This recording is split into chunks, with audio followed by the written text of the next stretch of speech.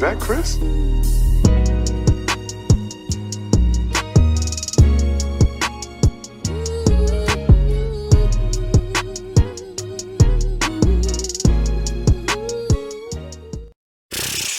I ain't gonna lie, bro. It's over for Diddy. Now, I thought after the Cassie video, it was gonna kind of slow down a little bit. I know that there was a lot of people putting out different lawsuits and stuff, and I really thought that a lot of them were just saying that because y'all know how it go. Anytime a big artist or something get caught up in the media, everybody all of a sudden have a story. But it seems like it's starting to get worse, and even more details came out today to where it's not looking good for Diddy at all, bro. But we're gonna talk about it, man. What is good, YouTube? Y'all already know who it is, bro. Look at Jay here, y'all. Back with another video, y'all. And tonight we got a crazy and wild video to talk about. Now, it is 12 o'clock at night, but I had to report on this, man. It seems like we got your boy Diddy back on the roster. Yes, y'all, we got Brotherly Love, Puffy, whatever you want to call him, back on the roster, man. And it seems like people have been having Diddy name trending all over social media as the people are saying that he's the reason. And Biggie, is not as suspicious as we think, and people are trying to put two and two together. But more details came out today where pretty much they're getting the people that filed a lawsuit against them, and they might have to testify in the jury. And pretty much Rolling Stone went into an investigation way back, like for 6 months, and it seems like they went all the way back to his college days, and they trying to get Puffy up out of here.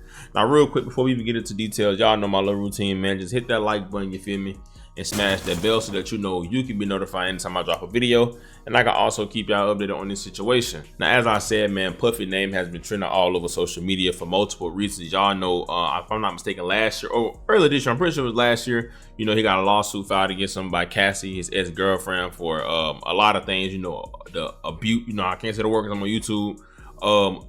And his name just has been trending all over the wind. Now, he instantly cashed out on her the next day, so people instantly thought, like, okay, he's guilty. It's the reason why he pretty much paid her off. But then more things came out of XA, if y'all know what I'm saying, SA, sexual assault, sex trafficking, a whole bunch of things going on. It even came out Meek Mill was in his paperwork. They were saying that he had some things going on with Stevie J. It's just been a lot of freaky stuff going on. Now, if I'm not mistaken, a couple weeks ago, if I maybe even been last month, pretty much, a video came out of Puffy back in 2016 on camera, pretty much putting hands on Cassie, chasing her down in the hotel room, dragging her, kicking her, and it just was bad, bro. And people were not feeling it. And Puffy even put out an apology that people knew that was BS.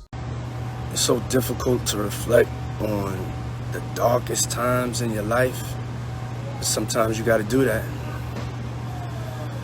I was f***ed up. I hit rock bottom. But I make no excuses. My behavior on that video is inexcusable. I take full responsibility for my actions in that video. I'm disgusted.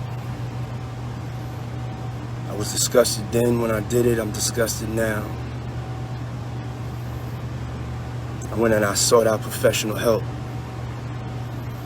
I had to go into therapy and go into rehab. Had to ask God for his mercy and grace.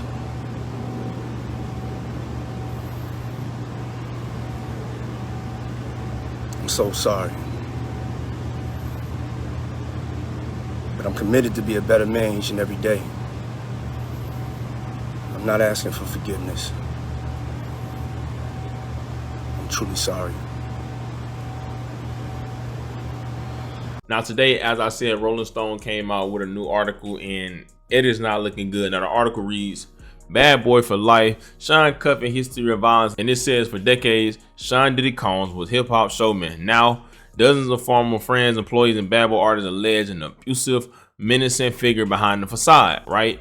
And they went into details to say things like, Diddy has a history of violent and dangerous behavior towards women and his employees at Bad Boy Entertainment. According to a new report from Rolling Stone, the music mogul has yet to be charged for any of the alleged crimes, but unnamed sources tell Rolling Stone and CNN that New York and federal investigators are closing in on Combs following the 8 civil lawsuits filed against him since November in the Homeland Security investigation raid of his home in Los Angeles and Miami in March. Combs has denied all accusations against him, although he has since apologized to his ex-girlfriend Cassie after a surveillance video obtained by CNN earlier this month depicting him physically in her at a hotel in 2016. Several Bad Boy music label employees and sources allege in the Rolling Stone report that Combs has a violent past that dates before he has rose to fame. Sources also claims of SA And you know what, in lawsuits filed by Cassie, Joe Dickinson Neal, and Crystal McKinney.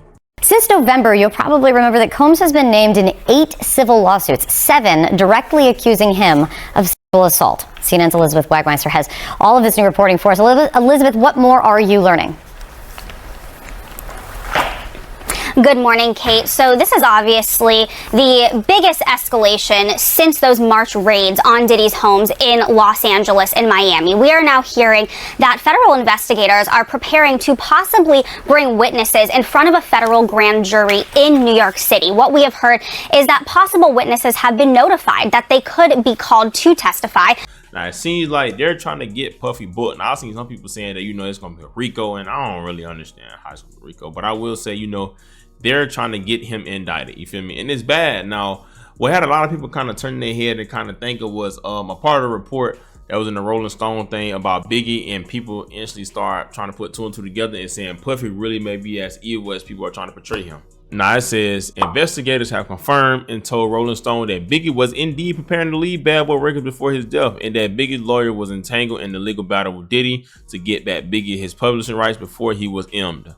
According to insiders, Biggie had grown increasingly frustrated with Combs and was seeking more control over his career. Photographer Monique Bunn, who's close friends with Biggie, stated Biggie was absolutely about to leave Puff. I know for a fact because he told me that.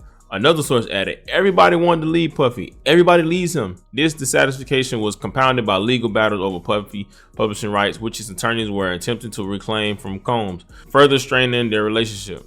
And that was pretty much from, you know, from out of the Bad Boys article that was released by Rolling Stone. Now, people instantly went to saying, oh, it's just such a coincidence that, you know, right when Biggie was trying to get out his deal, he lost his life. Now, let me start off by saying, you know what I'm saying? Because this is a serious situation. I am not saying he did anything, but it's crazy because a lot of guys that were with Bad Boys, such as the guy Genie, I think that's his name, they've doing all the interviews with Art Dialogue, were going on to say that, you know, there's a lot of things going on behind Puffy or behind Biggie's death, and saying that, you know, it ain't as suspicious as he want. And you know what's crazy about it? Nobody really knows who took Biggie's life. You know, he has one of the most unresolved M's. Allegedly, a guy did it on the motorcycle that lost, or a guy that did it lost his life on a motorcycle, and nobody knows what a man, like, it's so many people they saying did it, but we never came and had a closure on who actually did it. And his death has always been suspicious. But you know, people have been saying for years that Puffy had something to do with Tupac M. Puffy had something to do with Biggie M. You know, me personally, I don't know, but like they say, bro, no matter how long it go, man, what's done in the dark sometimes always come to light.